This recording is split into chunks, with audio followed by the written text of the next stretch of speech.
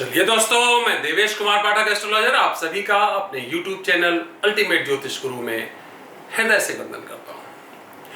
अब देख रहे हैं वॉर लाइक सिचुएशन बन रही है। जो साउथ ईस्ट हमारा एशिया है उसमें ताइवान के साथ एक बड़ा कन्फ्रंटेशन अवश्यंभावी है इस समय, और भी विश्व के कई क्षेत्रों में डिस्टर्बेंसेस हो रहे हैं। तो आज मैं आपको उसी पर एक वीडियो दे रहा हूं महत्वपूर्ण, हु विल सपोर्ट हुम इन वॉर। इसमें प्रीपोजिशन वगैरह का बहुत ध्यान नहीं रखा है क्योंकि जस्ट आपको समझाने के लिए है। प्रीपोजिशन एट का प्रयोग या फिर हु जो है वो लिविंग बीइंग के लिए यूज करना, देश के लिए यूज कर रहे हैं, तो ये केवल समझाने के लिए है। हु विल सपोर्ट हुम एट वॉर कह सकते हो या इन वॉर कह सकते हो, नो प्रॉब्लम। युद्ध में कौन किसका साथ देगा, कौन सा देश किसके साथ रहेगा, कौन सा लीडर महत्वपूर्ण भूमिका निभाएगा, ये सब इस महत्वपूर्ण वीडियो में मैं आपको बताने जा रहा हूं। क्यों? क्योंकि अब ये ऐसी चर्चाएं हर टीवी चैनल पे, हर देश में, हर जगह आपको सुनने को मिलेंगी कि आखिर कौन किसके साथ खड़ा होगा, और अगर ऐसी परिस्थितियां हुई तो क्या वास्तव में पूरे विश्व के सभी देश किसी न किसी एक पर्टिकुलर पार्ट को, एक पर्टिकुलर सेगमेंट को, एक पर्टिकुलर ग्रुप को सपोर्ट करेंगे, या कुछ ऐसे भी होंगे जिन्हें कोई लेना देना नहीं होगा। यस, तो इसी पर मैं आपको आज ये महत्वपूर्ण वीडियो दे रहा हूं। आगे बढ़ने से पहले अगर आपने चैनल सब्सक्राइब नहीं किया है तो प्लीज चैनल सब्सक्राइब कर लीजिए, और अगर आपको कंटेंट्स अच्छे लगते हैं तो लाइक करिए, साथ ही साथ अपने ग्रुप्स में शेयर भी करिए। चलिए देखते हैं क्या है। देखिए, इस कॉन्टेक्स्ट में हमने एक महत्वपूर्ण वीडियो दिया था। कब दिया था? वो दिया था 21 जून 2019 को, 21 जून 2019। कितने साल हो गए उसको? लगभग अभी तक अगर आप गिनेंगे तो 38 महीने हो गए। 38 महीने पहले वो वीडियो मैंने दिया था, उसका थोड़ा सा क्लिपिंग आपको सुनाते हैं, फिर मैं बताता हूं आपको कि कौन कौन से देश कहां खड़े हो सकते हैं, इसके क्या इंपैक्ट हो सकते हैं, किस लेवल तक डिस्ट्रक्शन हो सकता है, या कुछ ऐसी परिस्थितियां भी हो सकती हैं, कुछ ऐसे देश भी हो सकते हैं जो बीच पिचाव करेंगे, जो बीच में आएंगे, जो कहेंगे नहीं युद्ध नहीं, हम आपके बीच में आपके मध्यस्थ बन सकते हैं और इस प्रॉब्लम को समाप्त कर सकते हैं। ऐसे भी कुछ देश होंगे क्या? तो कौन किसके साथ रहने वाला है, क्या परिस्थिति है, हम आपको बताने जा रहे हैं इस महत्वपूर्ण वीडियो में। तो सबसे पहले उसकी क्लिपिंग मैं आपको बताना चाहता हूं जो मैंने 21 जून, सबसे बड़ा दिन होता है आपको मालूम है पृथ्वी पे, 21 जून 2019 को दिया था, 38 महीने पहले। उसमें थोड़ा सा आपको क्लिप सुनाएंगे और उसके बाद हम आगे बढ़ने वाले हैं। तो चलिए शुरू करते हैं। क्या किसी और क्षेत्र को कब्जा नहीं करना चाहता है, सुनिए ध्यान से। अपना विकास करना चाहता है, अपने लोगों के लिए विकास करना चाहता है। किसी भी क्षेत्र में इंडिया का दखल नहीं है कि हम इसको अपने कब्जे में कर लेंगे।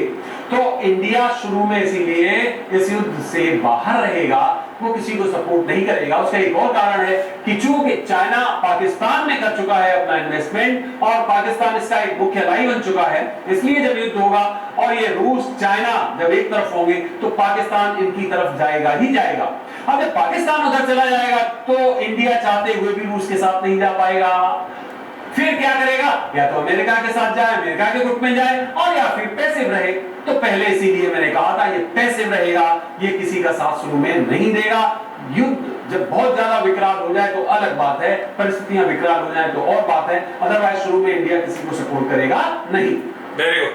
तो ये यूनाइटेड स्टेट्स जो है मेन, जो देख लीजिए आप, ये धुरी रहेंगे, ये रहेंगे चाइना, रूस, यूनाइटेड, वही दूरी बन गई। देखिए अब इनकी आड़ में जो अपने अपने गुट बना रहे हैं उन नेशन से संघर्ष हो सकता है अमेरिका का, तभी तो ये गुट आएंगे सामने। अब वो कौन कौन से है देखिए जरा ध्यान से। ये रहा टर्की, ये टर्की है, महत्वपूर्ण यहां तक है। इस टर्की का समर्थन ये लगभग रूस के सीमा से ही लगा हुआ है, रूस इसका समर्थन करता है।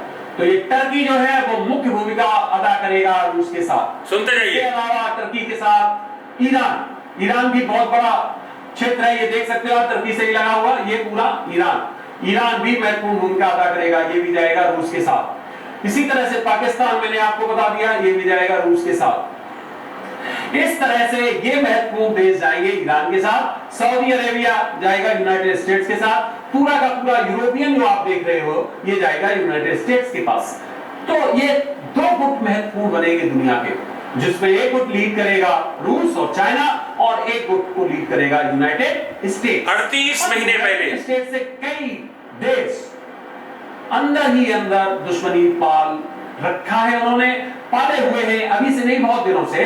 देख सकते हो आप, सीधा आ जाइए जापान ने 6 अगस्त और 9 अगस्त 1945 को इसी यूनाइटेड स्टेट्स ने बम डाले थे, परमाणु डाले थे, लाखों लोग उसमें मर गए थे। तो इसके मन में कहीं ना कहीं पीस होगी उसकी, हो सकता है लास्ट सुनिए, ये जापान भी इस ग्रुप में शामिल, बहुत महत्वपूर्ण है, सुनिए। पॉसिबल ऐसा हो सकता है बिल्कुल, लेकिन चूंकि इसका चाइना से कन्फ्रंटेशन है, इसलिए इसकी संभावनाएं कम है। हो सकता है ये उस चीज को भुलाए भी और इसी के साथ खड़ा रहे, मे बी पॉसिबल। ये तो गुट है, कौन कौन से बनेंगे कोई नहीं कह सकता है, लेकिन मैं आपको संभावनाएं बता रहा हूं जो हो सकता है। इधर आपका जो चाइना है, इसके साथ ये नॉर्थ कोरिया है, इसके बढ़ावा देने से ही नॉर्थ कोरिया लगातार मिसाइल्स बनाता है, लगातार थ्रेट करता है यूनाइटेड स्टेट्स को। देख सकते हो इसकी बिल्कुल सीमा के साथ नॉर्थ कोरिया लगा हुआ है, राइट। तो इस तरह से ये महत्वपूर्ण क्षेत्र जो होंगे वो एक साथ होंगे। और मैं आपको इसका लिंक दे दूंगा, 21 जून 2019 का वीडियो। तो 38 महीने पहले जो मैंने असेसमेंट दिया था वो आज आप देख रहे होंगे कि प्रैक्टिकल में आपके सामने जमीन पर उतरता हुआ दिखाई दे रहा है।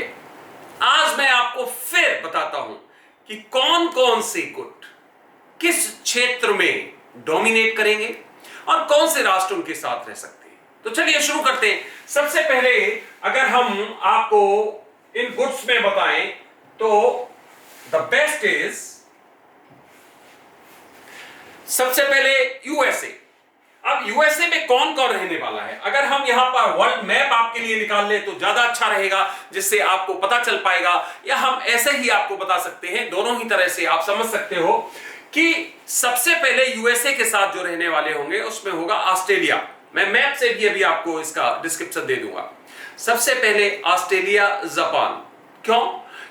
प्रॉब्लम क्या है कि जापान के साथ कुछ भी डिफरेंसेस रहे हों, 6 अगस्त और जो भी है आपके अगस्त मंथ में जो 8 अगस्त को जो डाले गए थे परमाणु बम हिरोशिमा और नागासाकी पर 1945 में द्वितीय विश्व युद्ध के दौरान, उसके बावजूद भी जापान की एक बहुत बड़ी एक कंपल्सन है, उसकी मजबूरी है कि वो चाहते हुए भी चाइना के साथ नहीं जा सकता है, क्योंकि चाइना की जो पॉलिसी है वो एक्सपांशन की है, वो अपने क्षेत्र को विस्तृत करना चाहता है और जापान के कई द्वीप पर उसकी निगाह है। तो किसी भी परिस्थिति में जापान अभी वर्तमान परिस्थितियों में चाइना के साथ नहीं जा सकता है, और चूंकि उसकी संधि भी है, ट्रीटी है यूएसए के साथ, इसलिए उसे निश्चित तौर पर यूएसए के साथ ही रहना पड़ेगा। तो पहला हो गया उसका एलआई जापान, दूसरा एलआई ऑस्ट्रेलिया, क्योंकि जो क्वाड है उसमें ऑस्ट्रेलिया भी एक एक्टिव मेंबर है, तो ऑस्ट्रेलिया उसके साथ रहने वाला है निश्चित तौर पे, मान लीजिए। तीसरा एक देश आता है साउथ कोरिया। अब साउथ कोरिया के बारे में यह है कि साउथ कोरिया इस समय बहुत ही धर्म संकट में रहेगा। ध्यान रखिए, जब तक नॉर्थ कोरिया खुल के सामने नहीं आएगा चाइना के साथ, तब तक साउथ कोरिया भी खुल के नहीं आएगा यूएसए के साथ। जैसे ही नॉर्थ कोरिया ओपनली आ गया चाइना के साथ, उसी समय साउथ कोरिया अपना समर्थन अमेरिका को दे देगा, क्योंकि इन दोनों में बहुत बिटर एनिमिटी है, आपस में शत्रुता है, और एक दूसरे को बर्बाद करने के लिए हमेशा तैयार रहते हैं। कभी ये एक ही देश हुआ करते थे, लेकिन अब ये विखंडित हो गए, अलग अलग हो गए। तो इस तरह से साउथ कोरिया हो गया, जापान हो गया, ऑस्ट्रेलिया हो गया, ये चले गए यूएसए के साथ। चाइना के साथ कौन कौन आ गया? रसा आ गया, हम एक एक खंड को लेके चल रहे हैं। रूस आ गया, और रूस के साथ आ गया उत्तर कोरिया, बहुत ही महत्वपूर्ण। तो हम इस पर्टिकुलर पार्ट को, जिसको आप कहते हो साउथ ईस्ट एशिया और सेंट्रल एशिया के पार्ट, हमने अभी तक यहां तक ले लिए, रूस तक। अब आगे बढ़ते हैं। यूरोप को ले लेते हैं, तो यूरोप के मुख्यतः देश यूएसए के साथ जाएंगे, कोई शक नहीं है। भूल जाइए, कुछ देश हैं जो जरूर शुरू में बहुत ज्यादा हिचक दिखाएंगे, उसमें एक टर्की भी है। चौंक गए होंगे आप। यस, टर्की शुरू में फिर एक बार यूएसए के साथ भी नहीं जाएगा और रसा के साथ भी नहीं जाएगा। इसके उलट वो क्या काम करेगा? इसके उलट ये काम करेगा कि युद्ध को किसी तरह से समाप्त करने का प्रयास करेगा, सीमित करने का प्रयास करेगा। टर्की की भूमिका यहां आप बदली बदली देखेंगे, क्योंकि टर्की ऑलरेडी बहुत बुरी स्थिति से गुजर रहा है इस समय। तो टर्की एक तरह से मीडिएटर का काम करेगा, लेकिन अल्टीमेटली ध्यान रखिए कि टर्की चाइना के अगेंस्ट युद्ध नहीं करेगा। वो या तो बिल्कुल ऐसा रहेगा जिसको आप कहते हो दोनों तरफ कहीं नहीं बोलना, और या फिर अगर जाएगा तो वो रूस और चाइना के साथ जाएगा। अब इसके बाद में बसते हैं जिनको देश कहते हो आप मध्य एशिया के, ईरान है और जो आपके अरेबियन कंट्रीज हैं। उसमें क्या होगा? उसमें ईरान क्लियर रूस के साथ जाने वाला है, कोई शक नहीं। कतर रूस के साथ जाने वाला है, और कुछ महत्वपूर्ण देश हैं। कतर के बारे में भी, इसके बारे में भी शक है। क्यों? क्योंकि इसके अपने इंटरेस्ट हैं, तो देखना पड़ेगा ऑयल या उससे रिलेटेड जो इंटरेस्ट हैं वो, ये जो हमारे जो अरेबियन कंट्रीज हैं इसका बहुत मिक्स्ड जो है इनकी पॉलिसीज है। तो इसमें ज्यादातर जो है वो यूएसए के साथ जाएंगे और कुछ देश रूस के साथ भी जाएंगे। इंडिया के बारे में आप लोगों के दिमाग में आ रहा हो, इंडिया क्या करने वाला है? यस, इंडिया किसी के साथ नहीं जाएगा शुरू में। ध्यान रखिए, जब तक इंडिया के ऊपर कोई आक्रमण नहीं होगा पाकिस्तान या चाइना के थ्रू, तब तक इंडिया किसी के साथ नहीं जाएगा। लेकिन लास्ट में इंडिया अमेरिका के साथ ही जाएगा। रीजन क्लियर है, क्योंकि इसके अगेंस्ट चाइना है। चाइना के साथ इंडिया नहीं जा सकता है बिल्कुल। तो पहले बिल्कुल ये ऐसा रहेगा कि इसे कोई लेना देना नहीं है, बल्कि टर्की की तरह ये भी भूमिका निभाने वाला है। ये कहेगा कि नहीं, युद्ध नहीं होना चाहिए और इसको बातचीत के जरिए खत्म करो। और इवन जो मीडिएटर बनेगा आगे चल के, इंडिया उसमें महत्वपूर्ण भूमिका निभाने वाला है। एक मीडिएटर ग्रुप भी बनेगा, उसमें टर्की भी है तो इंडिया भी है। तो ये लोग इस तरह की भूमिका निभाने वाले हैं। तो इस तरह से अगर हम ओवरऑल देखें इसको, तो यूएसए का जो पड़ला है वो भारी है। चाइना और रूस का पड़ला इसलिए भारी है क्योंकि ये अमेरिका से काफी दूर स्थान है, समुद्री क्षेत्र है। अगर यहां युद्ध होता है तो अमेरिका को अपना पूरा जो है वहां से इनपुट लाने बहुत मुश्किल होगा। वहां से वॉर लाइक जो सिचुएशंस होती हैं, जिसमें मटेरियल की आवश्यकता होती है, हथियारों की जरूरत होती है, और जिसमें तरह तरह के आपके आयामों की जरूरत होती है, इंक्लूडिंग फोर्सेज चाहिए, चाहे वो नेवी हो, एयरफोर्स हो, तो वो बहुत मुश्किल काम होगा वहां से यहां तक ट्रांसपोर्ट करना। लेकिन फिर भी लास्ट में आप ध्यान रखिए कि यूएसए का पड़ला भारी रहेगा और अंत में युद्ध भी वही जीतने वाला है। चाइना पराजित होगा, बेइज्जत होगा। पहले भी वीडियो डाल चुका हूं, दुनिया में उसकी बहुत थू होगी, क्योंकि उसके कार्य ऐसे हैं जो मैं पहले कई बार विवेचन दे चुका हूं, आप जाके देख सकते हो। चाइना की विजय नहीं होगी। और महत्वपूर्ण समझ लीजिए जाते जाते, जो युद्ध अब ये होगा ना, इसमें किसी की विजय नहीं होगी, किसी की विजय नहीं होगी, क्योंकि इतने अधिक वेपन्स खतरनाक हैं हर देश के पास कि अगर वो सभी वेपन्स यूज कर लिए जाएं तो पूरा पृथ्वी का ये जो आप देख रहे हैं पर्यावरण ही विषयुक्त हो जाएगा, सब खत्म हो जाएगा, कोई भी नहीं बचेगा। चाहे जीव हो, जंतु हो, जिसको फ्लोरा एंड फौना कहते हो, सब कुछ समाप्त हो जाएगा। तो जीत हो ही नहीं सकती। तो इसका मतलब किसी ना किसी पॉइंट पर इस युद्ध को समाप्त करना पड़ेगा और कोई बड़ी स्ट्राइक की जाएगी। वो एटॉमिक एनर्जी की हो सकती है, एटॉमिक बम हो सकता है, हाइड्रोजन बम हो सकता है, कुछ और हो सकता है, जो किसी देश के अगेंस्ट लगातार यूज किए जाएंगे और फिर वो सरेंडर करेगा अल्टीमेटली।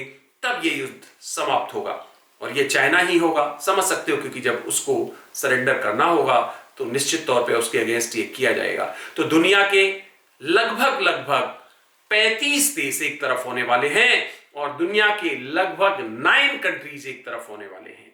तो 9 कंट्रीज का जो ग्रुप बन रहा है वो रूस वाला बन रहा है, और जो 35 कंट्रीज हैं वो यूएसए के साथ रहने वाले हैं। तो आप समझ सकते हो, ग्रुप्स छोटे और बड़े, ताकत भी यूएसए की ज्यादा है। बस एक ही प्लस पॉइंट है चाइना के पास, और वो ये है कि वो अपनी धरती के पास लड़ रहा होगा। और रूस भी बहुत सशक्त है, उसके पास भी बहुत हथियार हैं दुनिया में। आप समझ सकते हो, सबसे ज्यादा एटॉमिक वेपन्स उसी के पास हैं, 4400 के ऊपर हैं, जबकि यूएसए के पास उससे कम है, 3700 के लगभग है। चाइना के पास भी 360 ऐसे एबव हैं। तो अगर एटॉमिक वेपन्स यूज हुए तो बहुत बुरा हाल हो जाएगा। इंडिया तो उसमें बहुत पीछे है, 160 के लगभग है इसके पास केवल। तो इसका मतलब परिस्थितियां इस तरह से दुनिया में होंगी। इसमें अफ्रीका के देशों का कोई महत्वपूर्ण रोल नहीं होगा। इसमें आपके जो साउथ अमेरिका है, लैटिन अमेरिकन कंट्रीज, उनका भी बहुत ज्यादा योगदान नहीं। हाँ, कुछ देश जरूर आएंगे बीच में, क्यूबा हो सकता है, अर्जेंटीना हो सकते हैं, ये अपना सहयोग जरूर प्रदान करेंगे। कनाडा भी अल्टीमेटली यूएसए के साथ ही रहने वाला है। इसका मतलब यह है कि यह एक बहुत बड़ा एक गुट बन रहे हैं, 2 गुट बन रहे हैं, जिसमें एक गुट जो है बहुत सशक्त होने वाला है। तो फ्रेंड्स, ये हमारा एक पूरा का पूरा ज्योग्राफिकल विवेचन था। एस्ट्रोलॉजिकल इसे नहीं कह सकते हैं, यह ज्योग्राफिकल विवेचन था, लेकिन हाँ, एस्ट्रोलॉजिकल परिस्थितियों के आधार पर हमने इसको तैयार किया था। 38 महीने पहले जो वीडियो आपने देखा, उसके बाद भी मैंने कुछ वीडियोस दिए थे और उसको एक पूरा रिसर्च पूरा किया था। उस आधार पे मैंने आपको ये कुछ बताया है महत्वपूर्ण। आगे हम तो ईश्वर से ही प्रार्थना करेंगे, महादेव से, कि युद्ध ना हो, क्योंकि युद्ध किसी के हित में नहीं होता है। सद्बुद्धि दे इनको सबको, और इस युद्ध को ना करना ही एक दुनिया के लिए अच्छा विचार है। बिल्कुल भी युद्ध की तरफ जाना कभी भी मानवता के लिए हितकर नहीं हो सकता है। लेकिन फिर भी हम उसी सेंटेंस पे आते हैं लास्ट में कि जो डेस्टिन्ड है वो होना है, उसको कोई टाल नहीं सकता है। उसमें थोड़ी कमी या थोड़ी अधिकता की जा सकती है, लेकिन उसको बिल्कुल नहीं टाला जा सकता है। आप कहें कि नहीं, जड़ से उसको बिल्कुल खत्म कर दो घटना को, नहीं हो सकता है। तो ये होगा, लेकिन कितना होगा ये केवल और केवल ईश्वर जानता है। हम आपको बताते रहेंगे बीच बीच में जो जो डेवलपमेंट्स होंगे।